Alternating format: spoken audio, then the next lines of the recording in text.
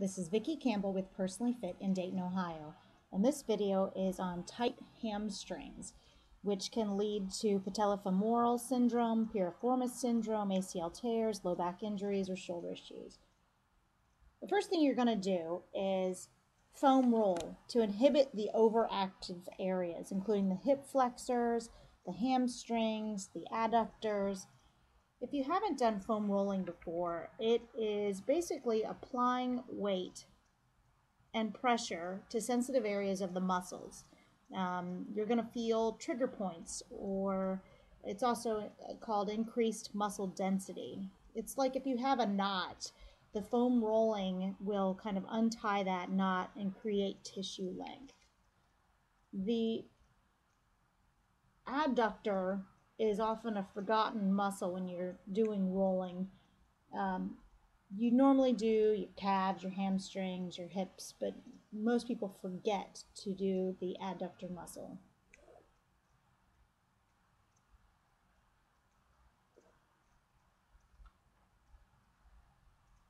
You can do about 10 slow rolls in each direction or until the pain disappears.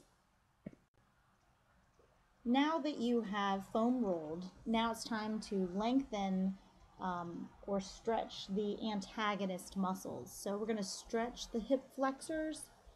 This is one of my favorite ones. It's the runner's stretch. It's just a front lunge, and then you lean that front knee forward, feeling the stretch in the opposite hip. And you want to hold your stretches for at least 20 to 30 seconds and do both sides.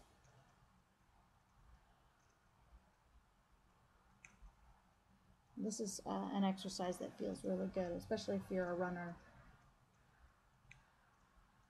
You also want to stretch the adductors. And there are a couple ways you can do this. One way is just like a side lunge, toes facing forward, and you're going to feel that up the thigh, the inner thigh. Another way is to place your feet on a wall and have your legs drop down to either side, and you'll also feel that. Now that you've stretched the antagonist muscles, we want to activate the muscle that isn't working.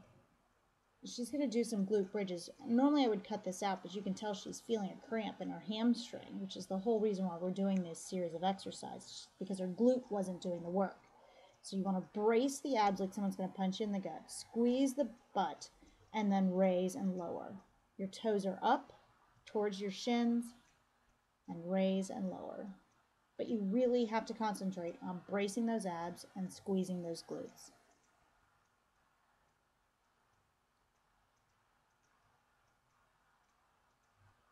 Then you also want to do an exercise or two that works the gluteus medius and the hip external rotators. For that, I've selected the fire hydrant.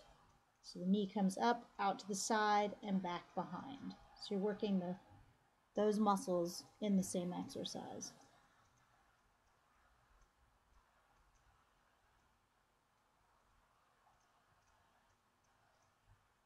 And you'll want to do both sides, of course.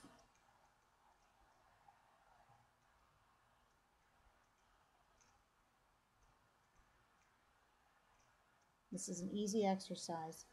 All of these should only take about 5 minutes. Now that you've activated the muscle, now we want to integrate it into a functional exercise. This is mini band walks. She's walking on her heels with her toes turned slightly out, stepping out and carefully bringing the other foot back in. When you do it this way, you really can feel it more in the glute. So this is your job. The last part of the equation is to reinforce the proper motor pattern. She's doing squats, and you would cue her or yourself to make sure that as you're coming down, then you squeeze those glutes to stand back up.